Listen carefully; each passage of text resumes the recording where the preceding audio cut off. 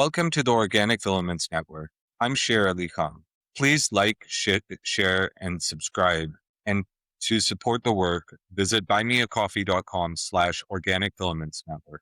Today I'm joined by Alex Taek-Gwang Lee, author of Communism After Deleuze, published by Bloomsbury Academic in 2025. The book reads communism as the hidden key to Deleuze's philosophy and the Third World as its central political term, recovering a minor read Deleuze against official Marxism and against readings that strip his work of its revolutionary force. Alex's recent essays on Gabriel Rockhill begin from another site of capture, the Cold War organization of theory and the renewed division of Marxism into authorized revolutionary truth and compromised thought. This dispute opens onto a political problem facing the left in the present, when opposition to Western empire becomes a fidelity to rival states and geopolitical camps, which communist internationalism remains possible. Alex, welcome to the Organic Filaments Network. How are you doing? Thank you for having me. I'm so fine. And then, I'm really pleased to be with you and then having this interview. Yeah, thank you very much. It's a huge honor. And in your essay on Gabriel Rockhill, you recall a rumor circulating in the Korean student movement of the 1980s that the Frankfurt School and postmodernism were CIA-funded departures from revolutionary politics. Reading Rockhill's Who Paid the Pipers of Western Marxism? What made you return to that atmosphere? Why has the language of compromise theory become so powerful for parts of the left again? So I came across the Rockwell's book due to my friend and wrote about it. And then many, the controversial debates over that, the argument is Rockwell suggested. And then that's why just actually that kind of controversy actually brought me to read Rockell's book. Then I found out the general logic in the book. Rockwell actually already hypothesized them through his discussion of the Western Marxism, really actually spitting image of what I already experienced in 1980 in South Korea. There's actually even the logic is quite similar. What I mean actually they thought they actually they argued that Western Marxism was funded by the CIA, and then that is kind of a CIA propaganda, something like that. So to destroy Soviet Union, and then I didn't actually know the rumor that began and then originated. Actually, I didn't actually follow it fully. Anyway, I partially thought that would that would be possible. That means actually not 100% wrong. I thought that might be some 1 or 2% might be historically correct, and the historical fact will be there because CIA actually working in the countries in this region. After the Second World War, CIA is very familiar. The organization we can encounter during the rather years. That is what I mean. Actually, that's why just we thought. But that is exactly what I want to say is a Cold War logic, is a Cold War secularism, something like that. So actually that they divide, the whole world into two parts, and then doesn't care about, which one is correct and which one is, the incorrect. They try to suppress the kind of speculation by which we can get into the truth of that factuality. Don't want actually, the people. They don't want people to get into the kind of complicated discussion. They wanted to mobilize people rather than people's speculation on that, or the truth or the people's engagement in that kind of the knowledge or some information. So that is what I thought, and then when I went to the England for my study, I found out, the many documents, such a rumor will be actually such a rumor were actually, produced by some the Soviet Union. The the Soviet agency, something like that, is a kind of a rival to the CIA, who try to wield their kind of power to protect their interests, use their kind of information, not just the philosophical engagement in the politics, protect their own regime.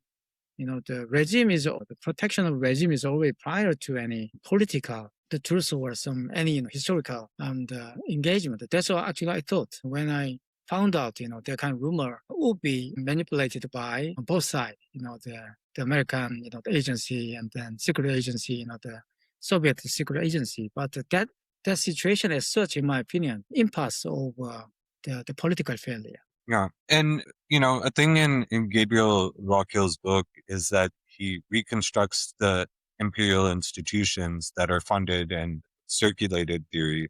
In your discussion of Thailand, in American anti-communist apparatus actually helps place Marxist texts into circulation. While those texts later acquire radical uses it can control.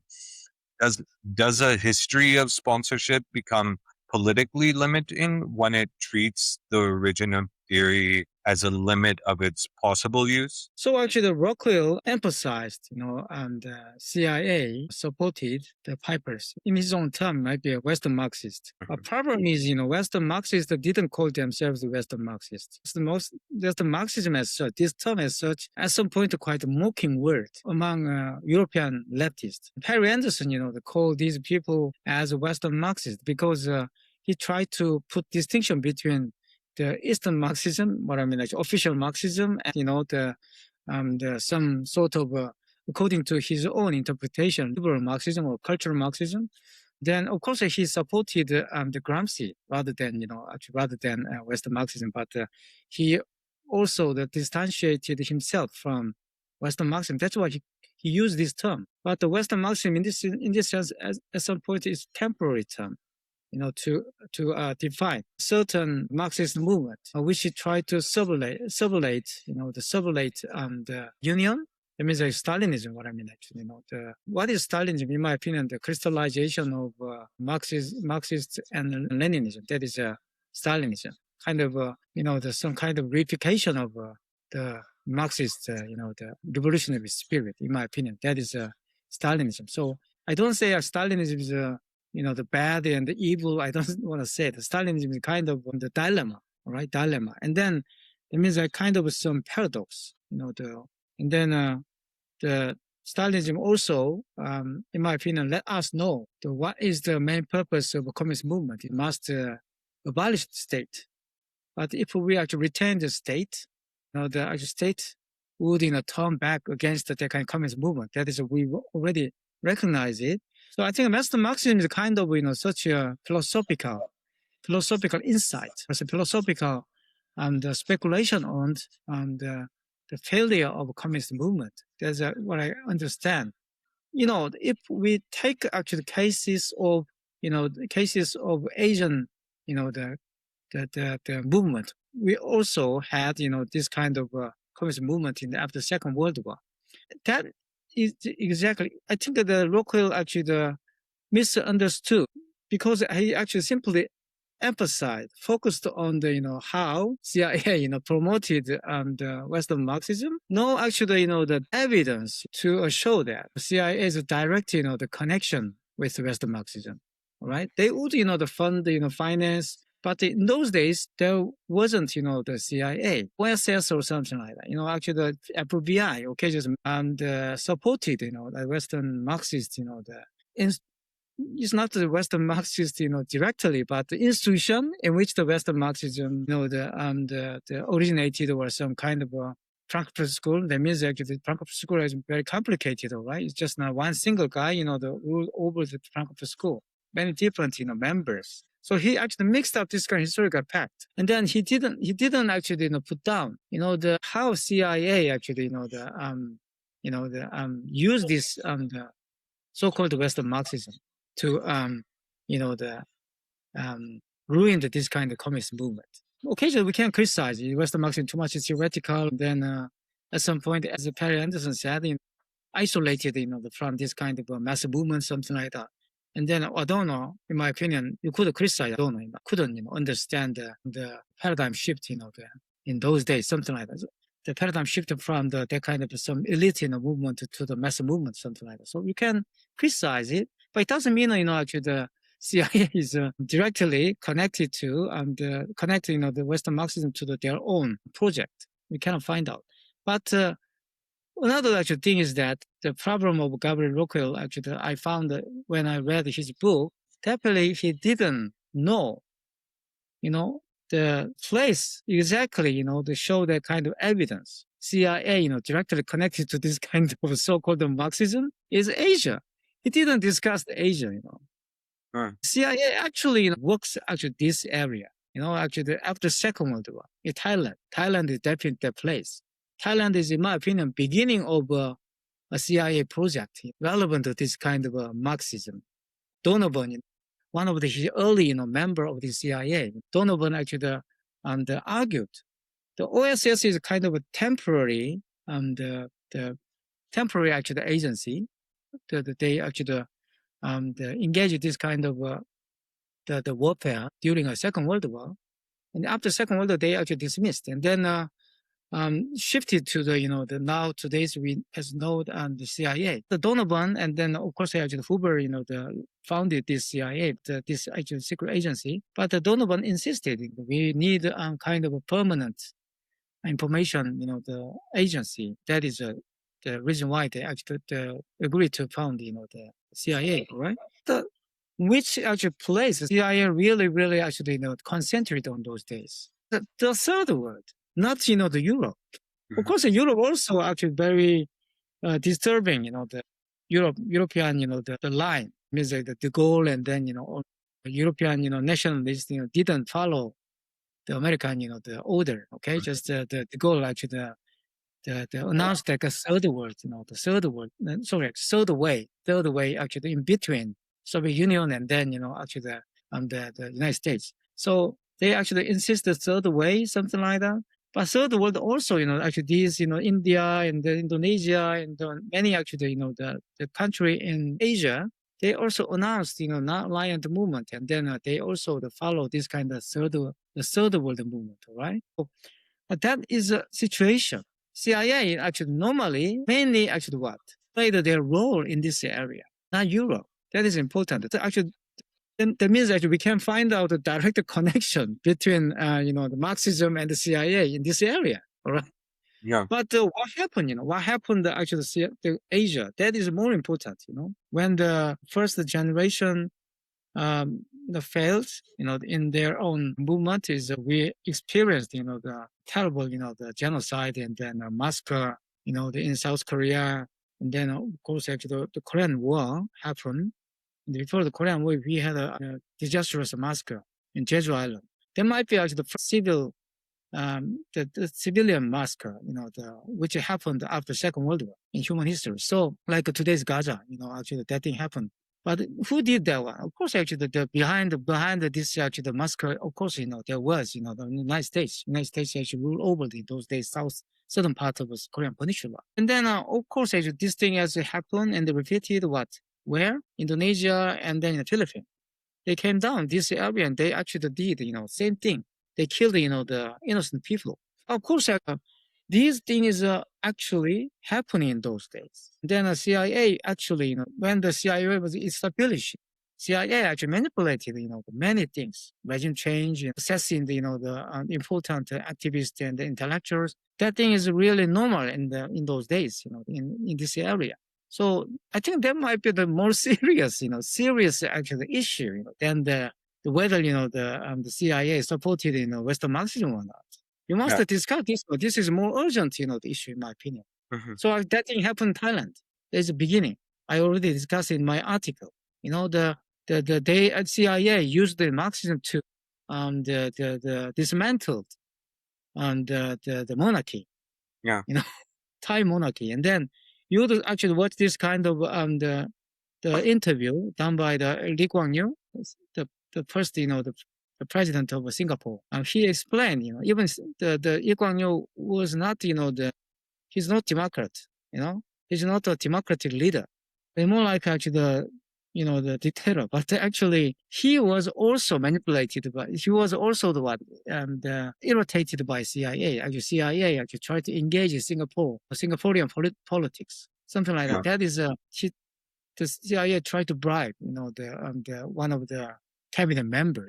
You're going to be really angry about that, something like that. That is things that happened in the 1960s, 1970s in Asia. I think that might be the much important, evidence you can find out, how the CIA, connected to this kind of political movement, or somehow CIA tried to destroy this kind of radical movement, in the world. Yeah, and one thing I noticed in your essays, the last two essays that you wrote, and which are on your Substack, is related to the category of Western Marxism. I know you mentioned a little bit earlier about the limits of it and utilizing that characterization. But when you put it in relation to the Thai and Korean histories of translation and dictatorship alongside Rockhill's account of Western institutions, I guess my question is, does Western Marxists still name a stable theoretical formation, or does it reproduce a geography in which theory belongs to the West and revolution belongs elsewhere? Yeah, it's a good question. My opinion is quite complicated. What I mean, actually, to understand, how Western Marxism, so-called as Lukács, is influenced, the Asian movement, Asian radical movement. So, Lukács actually were already, introduced into Asian the context in the 1910 and 1920. So almost contemporary. Actually, we were actually, influenced by Western Marxism, quite early stage, from the quite early stage. What I mean, when the Korean the communist movement is organized, we can find out, even we have the kind of literary movement called the CAF, proletarian movement, proletarian literature movement. So there actually you can find out lots of, the discussion, the discussion of revolutionary literature based on Lukács's concept. Actually, that means actually what? Western Marxism does not exist, This Lukács and then, other actually the Korsch and then the philosophical Marxism, okay, just I prefer this term. Philosophical Marxism was a Marxist philosophy already influenced, the early stage of Asian radical movement. You should actually take on this historical fact, and then you must actually rethink what is the meaning of Western Marxism. So, and then that is actually the first the reception that we can find out in the history of and Asian that's something I've been grappling with as well. Yeah, and then actually, okay, so after that is of course actually this so-called Western Marxism in Rockhill's term, commodification of the Western Marxism, started in the 1990s something, as some actually what is the naming of some critical theory.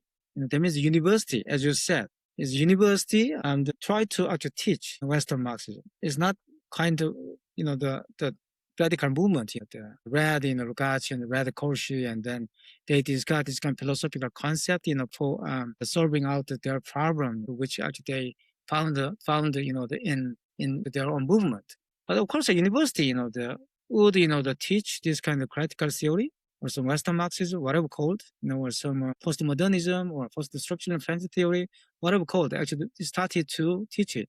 That might be actually called the reification of philosophy, reification of Marxism. We could actually say that.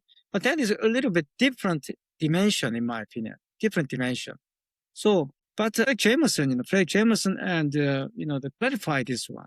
This is kind of reification of theory. In reification theory, very ambiguous. It also marks, the failure of the kind of revolution movement. At the same time, it actually, it also show that a promise of this utopian dream. It means actually theory could, contain this kind of a failed utopian dream. Then question remained. What kind of question remained here? In my opinion, if you agree with that, actually this is some reified, the utopian the dream or some utopian project, and then we must actually think about how to unfold this actually crystallized, the idea of this utopianism. or some, in my own term, is communism. Okay, just the idea of communism. How can we actualize this reified, communism, Yeah. in the practical, the dimension? I think that is actually real question remain when you actually come across this kind of reification theory, not just you actually simply rejected this one. This is the CIA, the byproduct, the CIA commodity. We simply actually rejected that one, and we don't need actually this one. No, I don't think actually, even, the Lenin didn't say like that. Lenin said, that we need the theory, if you actually bring in that kind of practice, that is what I mean. Is without the theory, practice cannot come out. That's what I mean, and vice versa. And this kind of dialectical process is very necessary to understand any theory. So, of course, we criticize institutionalization of actually this, theory, and then also the what is some university system or academia, which actually what is keep promoting the kind of some reification. We can criticize it, but that criticism as such is practice. That is exactly, okay, just I don't want to use this term, but the Western Marxist, the thought about, and the Western Marxist attempted to do, the in terms of a theory. Yeah, that is my opinion. That's why we need to unfold this actually reified theory, and then we should actually dismantle institutionalization of this theory, and then we actually engage this commodification of theory, for what? For actually what? Is practicing the idea of communism. Yeah. And I want to turn to Ilyenkov, a Soviet Marxist who returned to Hegel consciousness and praxis against bureaucratic closure of the official doctrine at that time. One response to your essay, which came on Facebook, raised Ilyenkov's critique of Mao's dialectics and criticism made from within communism itself. When Marxist thought is judged through fidelity to an authorized line, does the possibility of communist self-critique begin to disappear is my question. Yeah, sure. That is the second essay, in which I discussed the repercussion, actually, which produced by my early, essay or early review of Locke's book. Ilyenkov is, of course, not only Ilyenkov, is many other, Soviet theorists and then philosopher. One of them is Valery Prodoga. He wrote a very monumental book titled Mimesis. He wrote about aesthetic, and then this book is really secretly shared by many European artists. And then, for instance, one of them is Hito Steil, and then I think she might be strongly influenced by the Prodoga. And then anyway, what I mean, post-Stalinism, post-Stalinist period, and then after the Stalin's death, and then that post the Stalin period, we can witness many philosophical speculation on, why Stalinism came to exist, or why actually the kind of, the Soviet communist movement, or some Soviet movement as such ended up Stalinism. That was their main question. And then that question is already proposed by so-called Western Marxism. So actually that's why I thought, the Western Marxism is not just a Western something, just not actually the geographical or some geopolitical sense of some heretic Marxism. It doesn't mean that.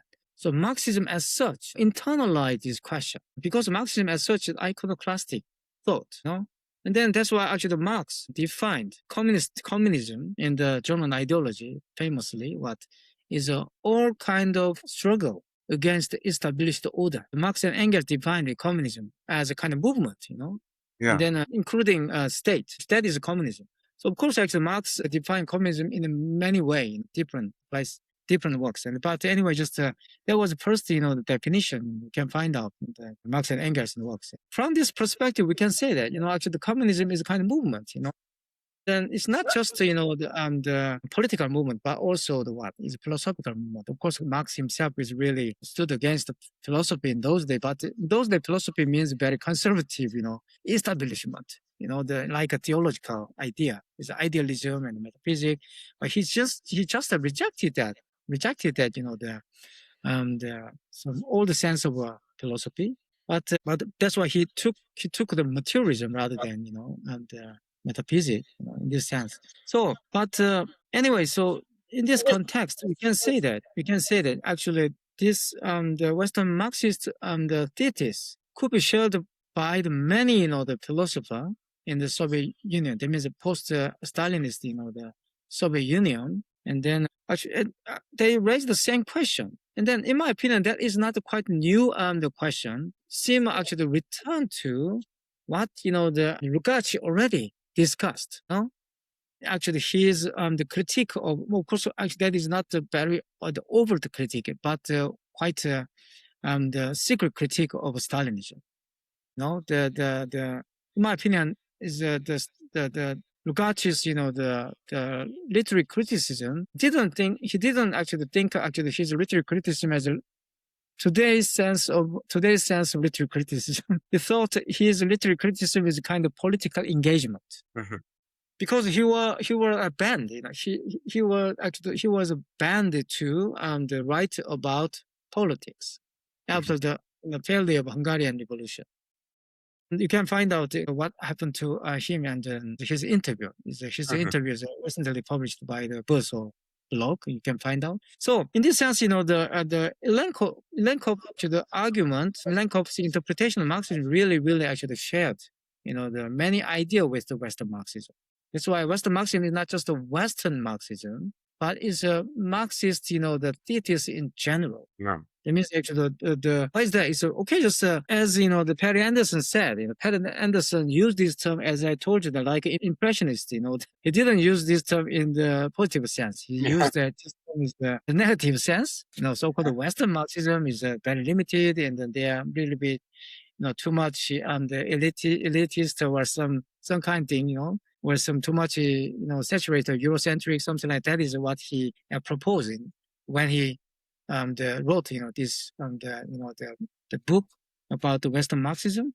Okay, but even though he used this actually term is very negative sense, I think what he pointed out at some point is partially right. That means he said is Western Marxism emerged and the failure of a revolutionary movement. That is correct. That is what happened in Europe.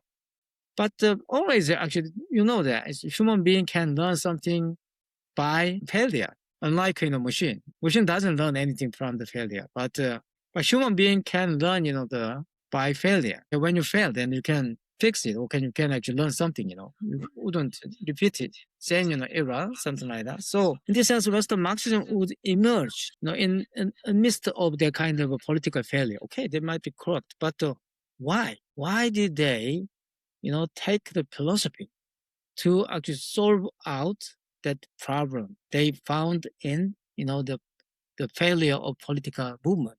Mm-hmm. That is very good question. In my opinion, is a philosophy. Why did they take philosophy? In the point, I don't know. He tried to actually combine the Kantian sense of critique with the Hegelian dialectics. And then they tried to find out, as Hegel did, actually in his actually the period, they try to find out, or they try to pursue possibility of the future in the middle of the kind of depression, some despair. Do you understand? This is really the modern the sense of modern sense of actually the philosophy. The philosophy began with failure. Like today, I witnessed the total failure of post-war system. What happened in the Gaza and what happened in the Iran, we actually found out total failure of actually the kind of the political project. When liberalism is failed nowadays, then lots of pessimism and nihilism, and then despair as the really quite overwhelming these days. Everybody would agree with it. Only fascism promised people, only authoritarian movement promised the people, or some nationalism, people promised the people future. But in the middle of this kind of despair, I think the Western Marxism in those days, they also experienced a similar situation in Europe, because we have a similar situation. So the 1930, rise of fascism and the total failure of the radical movement. But our situation is more actually more pessimistic because we don't have any Soviet Union anymore.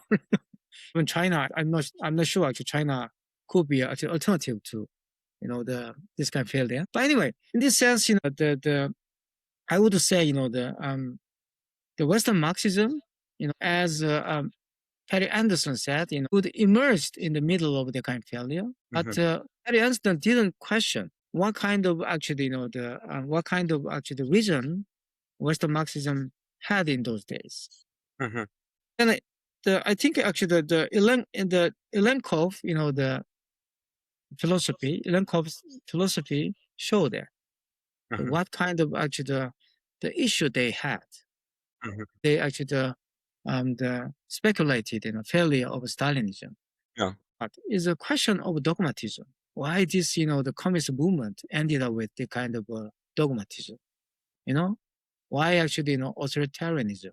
Why actually this, communist movement against the fascism ended up with kind of another, sense of, the variation, the fascist variation. That is the Ilyenkov, the question. And another one is, okay, this thing is always repetitive in human history, whereas history of philosophy. Think about that, the debate between, the Averroes and then Al-Ghazali, and then Islamic, the history of Islamic philosophy, Yeah. The question, the Al-Ghazali's question was what? Whether philosophy is what? Is helpful for faith, religious faith. But Averroes actually defeated, in the debate. And he was evicted to his home, the Cordoba, and then he went back to Cordoba, and then that means the end of philosophy is a philosophical discussion in the Islamic world. Even Spinoza also, the question same thing.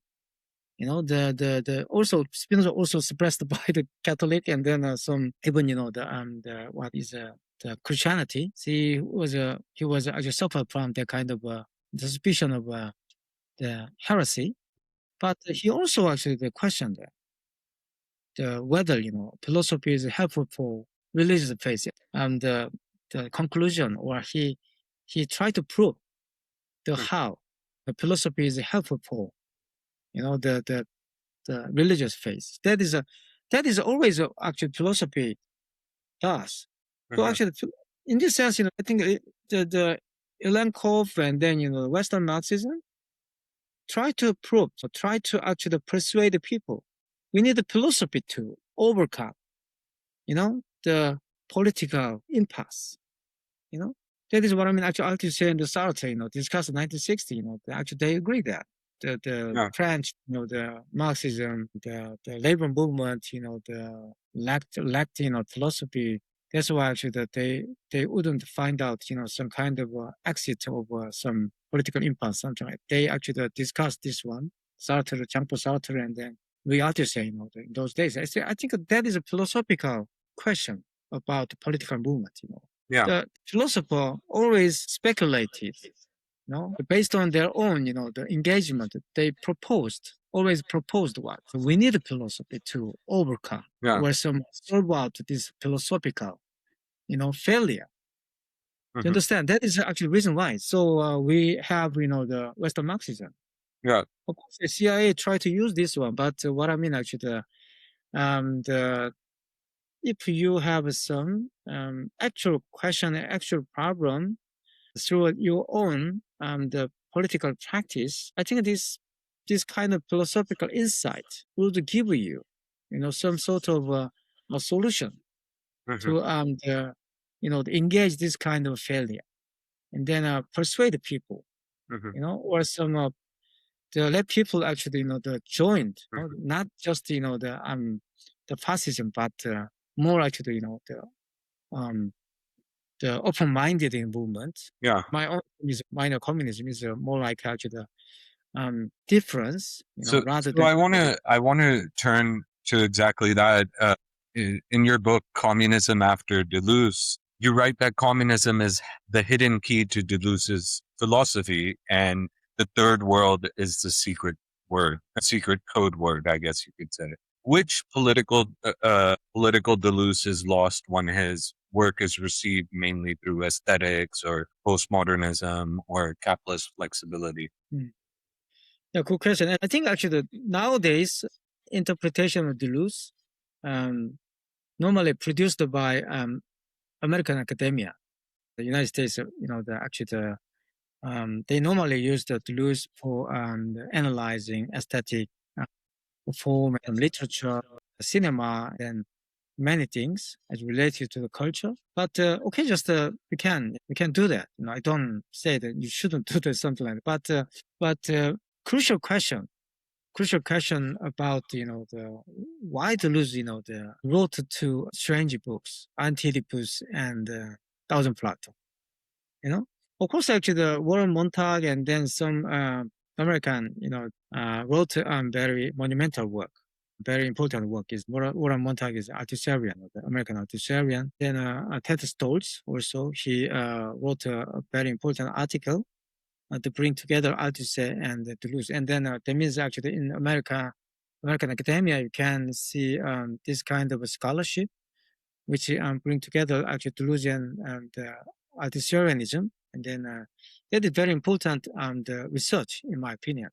It's this kind of scholarship really marginalized in American, academia. That is one problem. Okay, some the Francois Couchet and even Rockhill, criticize this kind of the reception, American reception of French philosophy as a French theory. Also, actually, French theory is quite equal, mocking word to the Western Marxism.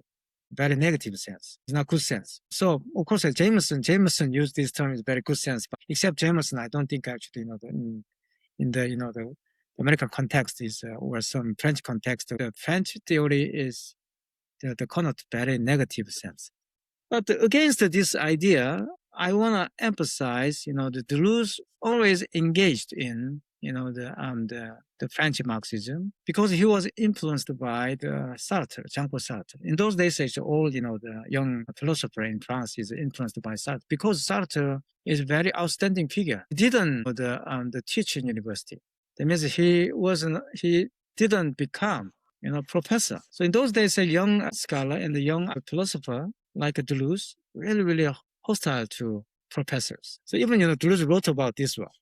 Actually, the Sartre is my master, and then something like that. And then there, actually, the Deleuze, the discussing how much Sartre is very influential on his thought. Is another actually who actually also acknowledged the influence onto his philosophy is Alain Badiou. Sartre was very powerful. And then in this sense, Sartre is just is a symbolic figure of intellectualism, not, what is a professor, not scholar.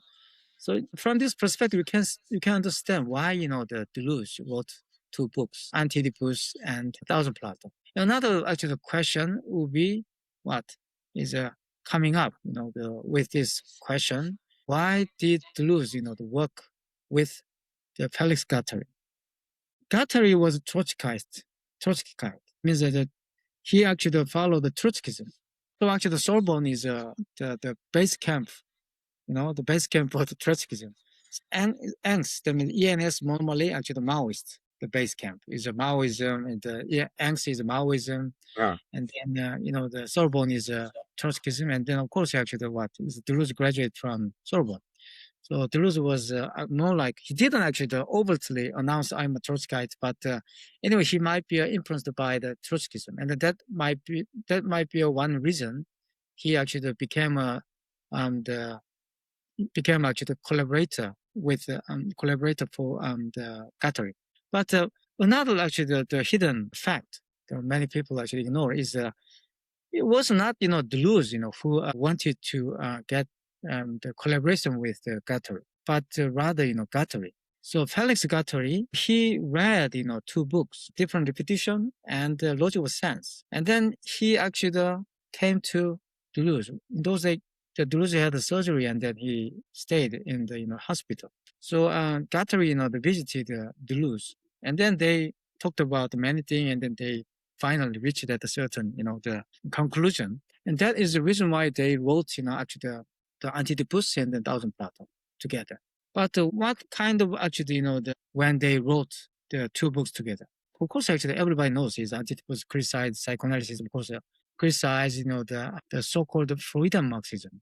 That is the main purpose. If you carefully read, the text, they aimed at criticizing, the Freudo-Marxism. And then Thousand Plateau, also, if you read, carefully, Thousand Plateau is about what?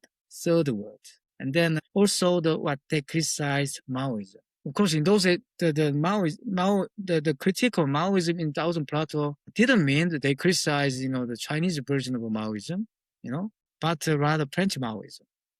Yeah, no, that's a huge context. And yeah, you name this figure minor red Deleuze, right? And minor communism in your account develops through multiple exercises of communism against the dogmatism of the party, in that case, the French party, French Communist Party, and socialism in a single country. How does the minor hold on to revolutionary organization without allowing one center to claim the meaning of communism in advance? So what is the minor communism? My idea is that who actually made this idea, of, how can I say, the apparatus, or some device to bring in this kind of communism in reality. I think Lenin did it. Okay, Marx and Engels, they wrote many articles. They didn't actually actualize how to bring in, the communism. I mean, actually, Marx didn't finish, Capital. The third volume you can find out. That. So minor communism means, in short, as you said, any practice of communism. My actual idea is that going back to the Marx definition of communism. Communism has many definitions. Those are not quite contradictory, in my opinion. There's a certain level, is an ontological level, and an ethical level, aesthetic level is different levels there. But those, the different definitions are not quite, the contradictory. In my opinion, we can bring together is for instance, critique of Gotha program. Then I think that is very clear idea about Marx, the communism. Why is the communism? Is you produce actually, according to your ability, then you can take the one you want, something like that. You take everything as you want. It's on your need, something like that. So I think actually that is idea of communism. We already have, the idea of communism. But when this idea of communism actualized, the idea of communism would produce the many practices of communism. So you need to actually do the question, what is the idea of communism? I think Marx and Engels, I clarified it as I already discussed it, the German ideology. So every kind of struggle against, the established order. That means every kind of struggle to abolish the established order. That is communism. So it means what? Communism means liberation, something from that kind of established order. Also dismantle that kind of order. And also what is a sort of, the producing differences. Mm-hmm. Because established order will always is mobilize people under the one slogan, where some established order always is captured, some people's desire, under the same slogan, the same, the propaganda, or some same,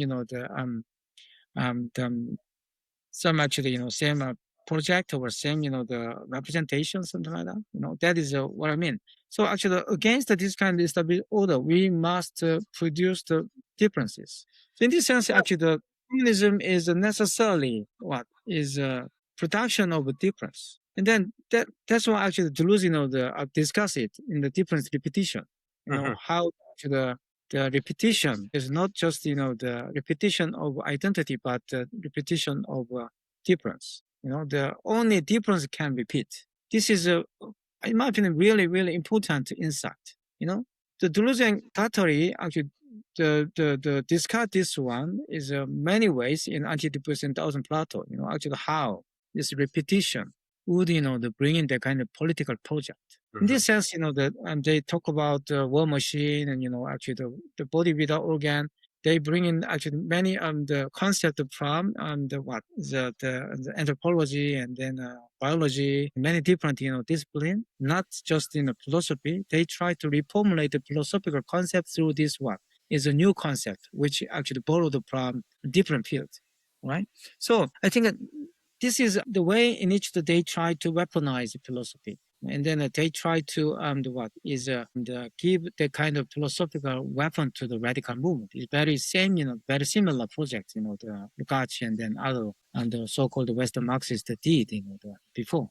In this sense, I try to locate, the Deleuze in the genealogy of this kind of Western Marxism. Is what I want to say. Of course, it doesn't mean actually the Deleuze is the Western Marxist. I don't say like that because Deleuze is really critical of a certain the Hegelian Marxism. But anyways, there might be actually, the difference. It's not just a minor difference. It's not quite, the fundamental difference. But so in this sense, I would say minor communism means, we must accept the different, the communism, different communism. And then, but different communism aims at one single, universal goal. Why is that this universal goal? That is what? Abolishment of state. I think that is a really crucial message we can read in Anti-Oedipus and Thousand Plateaus. In Thousand Plateaus, the Anti-Oedipus and Thousand Plateaus, they proposed the concept, very important concept, was Urstaat. And then they actually wrote the meaning of a state. And then they actually criticize the kind of, the evolutionary idea of a state. Even, this idea, the shared by this evolutionary sense of the state development shared by the Marxism, the Orthodox Marxism and liberalism. Very strangely, they shared. So that's why just the state came to exist, through what? Development of productivity, something like that. But Deleuze and Guattari actually criticize this traditional sense of, the state. State actually does not exist as, the consequence of the kind of development of productivity. That means historical development didn't bring in the actual state. So state is accidentally came to exist. And then kind of a declaration, is symbolic declaration. It's like a pure signifier, just like that, produced by the kind of political experience. The Deleuze actually discussed it in the logical sense very clearly when he discussed Robinson Crusoe. Law is just imposed on life. The life cannot, the law cannot experience life. That means actually the law is imposed on life, and then it caused what? Certain confliction and some tension. And then always, in this sense, the law always fail, okay? Law always fails, and then life is always resist this imposition of the law, on its own movement. So that is according to Deleuze, revolution. In this sense, Deleuze emphasized revolution is necessary. But problem is we don't wanna pursue this revolution. That is a Deleuzian sense of politics. So actually always people we want to be fascist rather than communist. That is what Deleuze says. That's what Guattari said. We are quite easy to be fascist rather than communist. You understand? This is actually point because we don't wanna actually some neighborhood. Sorry, actually some which has that kind of differences, different color and different culture, different taste and different opinion, different religion. We don't like them. So actually we wanna is a stabilized, very peaceful neighborhood without this different neighbor. I think very clear idea. That's why actually the Deleuze and Guattari's, the political agenda is to create people who are not fascist. That is their political project, and that is, in my opinion, the meaning of minor communism. You should actually take home. No, that's really well articulated, and I think that'll enhance, especially for our audience, which is quite diverse and from the third world. Getting into my next question, the third world in your book is not simply a region or an alliance of post-colonial states. It names the anti-colonial political force that interrupts both the Cold War and the authority of major communism. And I guess my question is, once states formed in the name of the Third World liberation can themselves operate within global capitalism, where does the revolutionary force of the Third World continue to reside? Yeah, good question. Is when I put down this term in my book, and then some friend, didn't like it because they thought the third world is quite the European-oriented concept. But actually, the thing is that Deleuze, the third world, this term as concept. He didn't use actually this term as a sort of a definition of a certain region. He used this one as a concept. He's, in his the books about cinema 1 and cinema 2, he discussed the meaning of the third word, and then he quoting many from the Kafka and then some other, the African the movie and then something like that. So, as far as I understand, I might be wrong, but actually a third world is not, third world does not exist, is according to Deleuze, That's why I said it's not a regional term. It's not a certain the definition to indicate a certain the region. It's not a geopolitical term, but rather at some point, maybe if you like, it might be aesthetic term, something like that, or some. It's not quite ontological. It's an aesthetic term. So why? Because Deleuze emphasized there, the third world must be created. It's a third world might be created, and the third world exists as some. Exists something cannot be captured by representation. That means it might be some called anti-representation, but it doesn't mean actually a certain sense of anti-representation, but it's sort of a remnant. Some actually remains. The dominant narrative, try to represent something, but something is missing. The missing within the kind of narrative, something must be missing in the frame of the kind of representation. That is what I mean, actually. That is what I mean, actually, the meaning of third world. In this sense, third world sometimes, indicate this kind of the concept of third world as a certain third world zone, third world zone, and then some zone of a third world, something like that. Zone, that means kind of zone is what I mean, actually.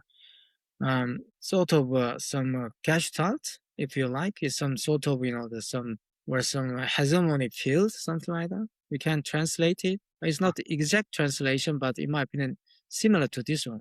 But in Deleuzean sense, it might be actually the equal to his early concept of a nonsense.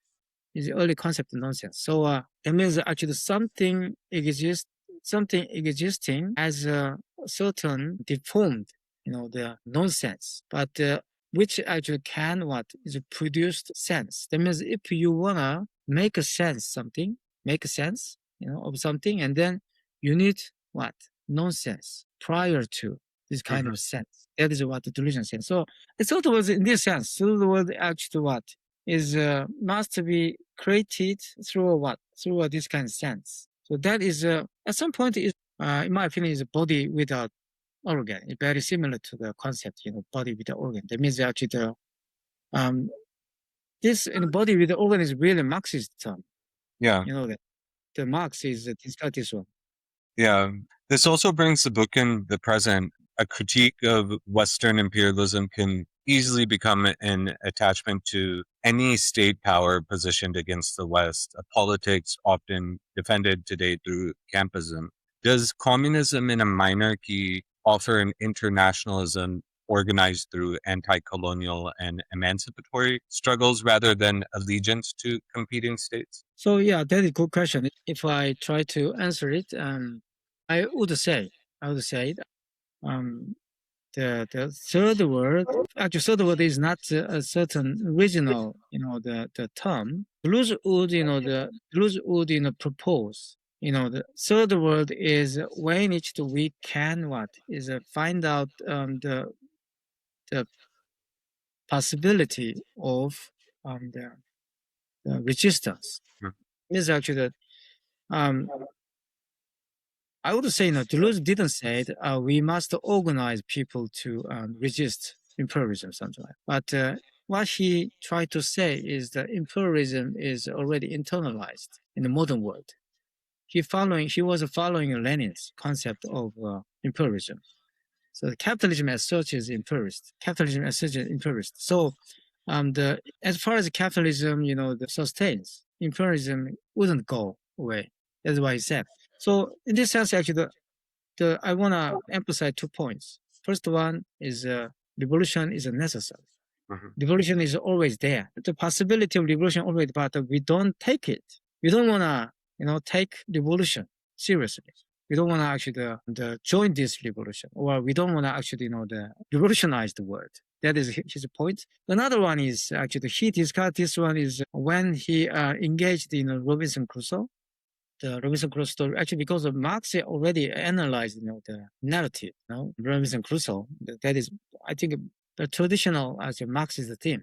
Even Althusser discussed Robinson Crusoe, and then Marx said in Robinson Crusoe is about the mirror image of a bourgeois class. Okay, and then Althusser also the dominant ideology could be called Robinsonade. It's the bourgeois story. It's Elon Musk and all the like Robinson Crusoe, But Deleuze also wrote about Robinson Crusoe, and then his point is quite different from the Marx and the Althusser. And he said, the people said, even Karl Marx said, what is Robinson Crusoe arrived in Ireland, and then he emphasized, this the ascending, the bourgeois class, developed, the island, primitive island, and then the island turned into civilized, and then at some point, Marx accepted that one, that necessary process. Bourgeois came and then the civilized islands. But against this traditional understanding of Robinson Crusoe from the perspective of Marxism, Deleuze, the emphasize it's not the island which was the transformed by Robinson Crusoe, but what Robinson Crusoe himself was transformed by the island. Yeah, that is the point. Actually, we always focused on how imperialists came and then changed, this world. No, actually, that world was not so good in those days. Modern intellectual, modern revolutionary wanted to change our society. Think about the 19th century, 20th century. Much of, the democratic, the actual demand from the bottom. What? Try to change their own country in this area. Asia, think about it. Korea, Southeastern Asia and China, they try to abolish established order. It doesn't mean actually imperialists just simply came, empty the place, and they actually civilized this area. It's a wrong story. As part of it is capital cannot resist actually their own transformation when they actually came here and occupied. Carl Schmitt's the hypothesis, the Carl Schmitt presupposition is imperialism is the expansion of European territory, something like that. I think they wouldn't be actually correct from the perspective of Deleuze. More like what is they came here and they also transformed without the colonized world. That means without Asia. Think about without Pakistan, without actually the other the Middle East country. Think about that. How actually could Europe exist? It means actually think about nowadays because of this Trump-Iranian war. What happened? They actually suffered from actually shortage of gas, energy. Show that how actually these Western world exists, how this so-called imperialism can be sustained. Yeah. Because of this so-called colonized world. In Deleuzian sense, it's so-called the third world. But third world totally forgotten, underestimated, and then kind of the taking a certain vintage point. But that is according to Deleuze, what the world as such. I want to bring together your treatment of desire, organization, and the state. In Anti-Oedipus, a movement can declare revolutionary interests while remaining invested in obedience and repression. Through Guattari's idea of transversality, you also return to democratic centralism as a relation that must be transformed rather than abandoned. And in your account of the proletarian state, power established in the name of communism can defer communism indefinitely. How does minor communism organize collective force without allowing the party or the state to capture the revolution it claims to advance? So, there is some misunderstanding.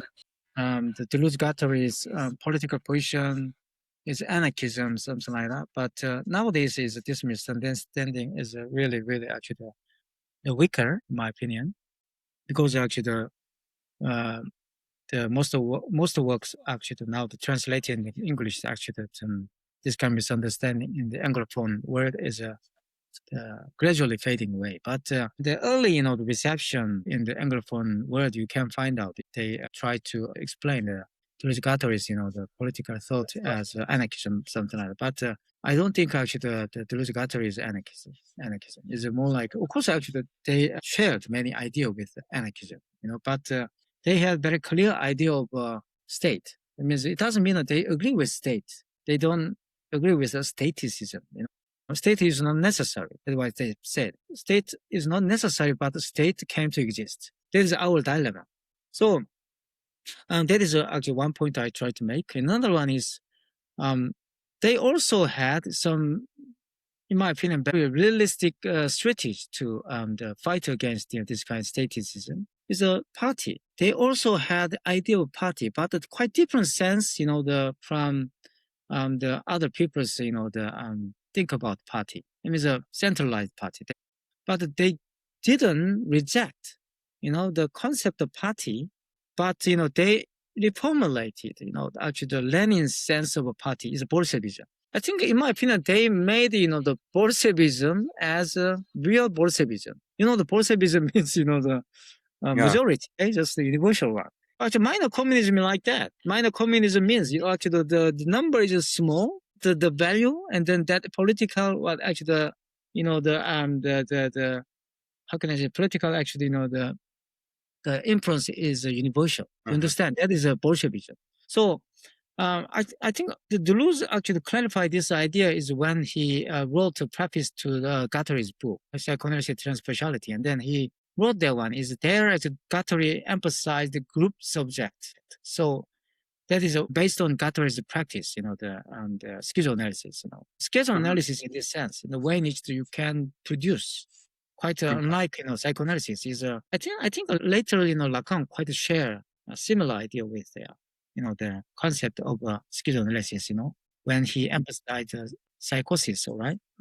So in this sense, the schizoanalysis is not just therapy, but rather kind of a political technology in the Marxian sense. In the Marxian sense, the natural technologies, Marx already talked about how animal produce, the organ as a natural technology to adapt their own life, to the environment, something like that. That is natural technology. And then Marx put a distinction between historical technology and the natural technology, right? So historical technology kind of a party. And then that means Deleuze-Guattari more elaborated this Lenin's concept of Bolshevik party. Now, Lenin said, what is the party? What is to be done? He discussed the function of a party.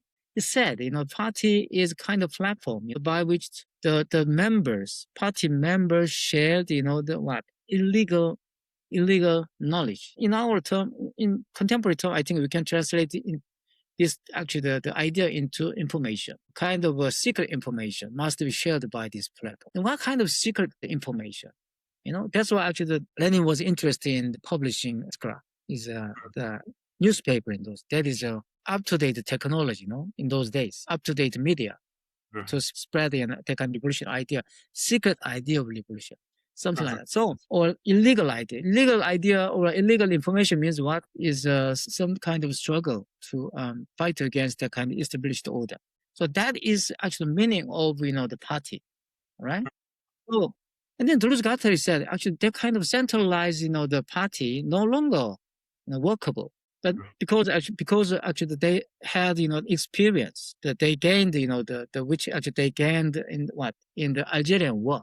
Algerian War, they found the problem of a centralized party. How this centralized central committee, so-called the central committee, the ruined, or some suppressed, the revolutionary demand from the bottom in Algeria. And then that is actually what they emphasized. And then they actually tried to reform. It doesn't mean that they rejected, Leninist idea of democratic centralism, but they actually questioned what is the democratic centralism? How we can bring together centralism with the democracy? And that the solution is that the group subject. I mean, there's so much that can be discussed around that. We should do a whole show around this question. But I want to also transition. I got two more questions left. One is, in the book, you bring Deleuze and Guattari into conversation with Fanon. And I think this is a really important thing that I think a lot of leftists and Marxists aren't recognizing, which is how it shows racism as a machine that measures bodies against the white man face. This links to their account of microfascism, where people must become invested in authority, racial order, and imperial domination. When sections of the left locate anti-imperialist liberation and rival states, armies, rulers, how does minor communism break with the racial and fascist desires carried through that allegiance? Or could you explain a little bit more about the concept you were going for in that reading of Deleuze and Guattari? That is also important question because the Deleuze and Guattari emphasize the capitalism always coming along with the race. They actually emphasize how the race or racism or racialization function as some sustaining element of capitalism, so-called global capitalism. Of course, actually, they didn't repeat, the critical race study, in those days, but he and the Deleuze and Guattari philosophize, and then the meaning of race, and then how the race came to exist, and then their concept is a facial anti-phenomenological term. Facialization related to, according to Deleuze and Guattari, is a space. Space is a facialization related to space. That is what, according to them, imperialism is. Imperialism put faciality onto certain place, like Pakistani, and then some of the Korean, and then they actually what is made some kind of a stereotype, but it's not just the skin color, it's not just the culture, but according to the specialization or related to this faciality. So in this sense, faciality is what is a kind of fixed space, the territorialization. All right, at some point is and then but they also actually emphasize how this faciality is dismantled. In this sense, actually, they said, this fixed spatiality or some faciality was dismantled by temporality. That is why I actually interpreted, when I read, Thousand Plateaus. Of course, actually, the idea of faciality is influenced by Fanon. Fanon's, the actually famous work, the white mask and the black skin. They're actually they think about the faciality cannot be separate from what is a mask. And that is what they talk about. In this sense, faciality always function as kind of some, I already said, foundation of imperialism or colonialism. So, but how can we dismantle it? Of course, it's time, temporality. Said, we need to create actual temporality. Faciality, the faciality always what is a suppressed temporality. That means you must what is a fixed actually this temporality on certain space. That is what Karl Marx discussed in terms of a clock. And that is modernity. That is what Karl Marx explained. Modern labor is what fixed onto time, but it's not just the temporality as such. Clock is a symbolic space. That is what Karl Marx discussed in Capital. So I think actually they developed this idea there. Then faciality is a little bit. At some point, the race is what fixed by this kind of space. Then that means actually what? This kind of a fascist, the attack, the against that kind of immigrant. You must go back to your home, something like that. This is not your place. That is a faciality. Is a faciality what is fixed to the space, even though you actually migrate to another place, and then you're fixed. But before the modern society, our ancestors didn't have this kind of idea. Our ancestors didn't have this kind of sense of space. But it doesn't mean that is good and this is bad. It doesn't mean that this is a very romantic idea. Marx and Deleuze Guattari emphasize how modern society and how the modernity changed the sense of temporality, sense of time, and then sense of space, something like that. This is quite of the historical process. What is temporality? Very actually simple. And then Deleuze really proudly said, created actually I created a new concept of temporality, and then he said that is ritournelle. Refrain, ritournelle, he said, this is my concept. What does he say like that? Basically, ritual is simply actually repetition, but it's not just, the spatial repetition. What I mean, actually, it's not repetition actually it would actually take place in a certain place, certain, the geographical space, but rather kind of some the rhythm, Yeah. Think about sing a song. If you sing a song, and then you cannot actually sing a same song twice. Yeah, that's true. That is a sound. Even language and the many things, even, the artificial intelligence developed, but it cannot capture this sound or some rhythm. To understand, this is what they talk about. This algorithm cannot catch this actually rhythm, the rhythm of life. So that is what they said. That's why I became quite interested in the vitalism. Yeah. Also, in my opinion, Deleuze, the converted to vitalism from the Spinoza to Bergson. That is the reason, he actually shifted from Spinozism to the Bergsonianism because of this, in my opinion. Whether, it is correct or not, I don't want to judge, What I want to say is that Deleuze and Guattari try to find out way, the way out of this kind of political impasse they experience, total failure of the communist movement. And then they try to revive this idea of communism. That's my interpretation. Yeah, no, that's really helpful. And I want to conclude with sort of your discussions around political cinema and the people who are missing. In your reading of Deleuze, filmmakers such as Ousmane Sembène do not represent a people already complete. Their cinema takes part in a collective speech through which people are denied existence, who are denied existence, invent themselves under conditions of genocide, war, geopolitical camps. How can this invention of a people become the ground of an anti-fascist internationalism in a minor key, in your opinion? So when Deleuze, the talk about people who are missing is people. It doesn't mean some people, who already existed. It means actually that we have certain, the subject. That means the subject is not the people. Is in my opinion, the Deleuze used this term very political sense. I mean, actually, the people is really the what is a term actually created by political philosophy. The political philosophy is what is a liberal, the liberal theory of the political subject. That is Foucault said in Theory of Governance, the political philosophy. My own understanding, I want to develop this idea further, the later in my later works. My own term is in Deleuze's sense of political philosophy technology. It's not very in a Marxian sense of technology. It's not just the technology as we know, in terms of artificial intelligence or some kind of some digital technology or something like that. Of course, digital technology and then this kind of some techno science is could be called technology, but it's not everything about technology. We have technology in general. Whenever actually managing our life, we talk about the subject and subject matter, and then some kind of abstract idea that is also technology using this kind of language or something like that.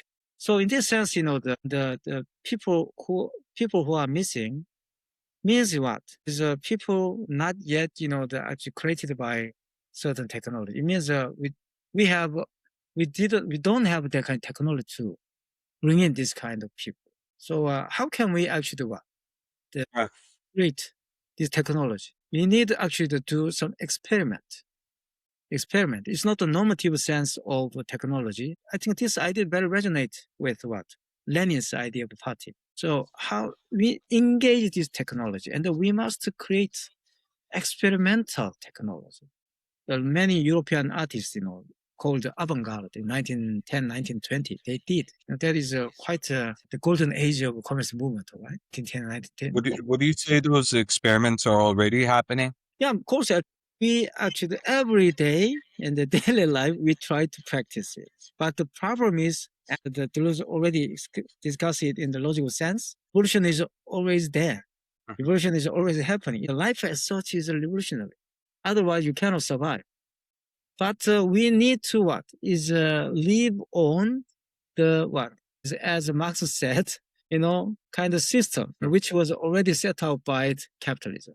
So I think we can do some experiment. Okay, just many failure will be actually anticipated, but anyway, this experiment is a way in which we can create new technology. It doesn't mean actually innovative technology, but in my own term, weak technology is open technology. In my term, weak technology is like a minor technology. Is very aligned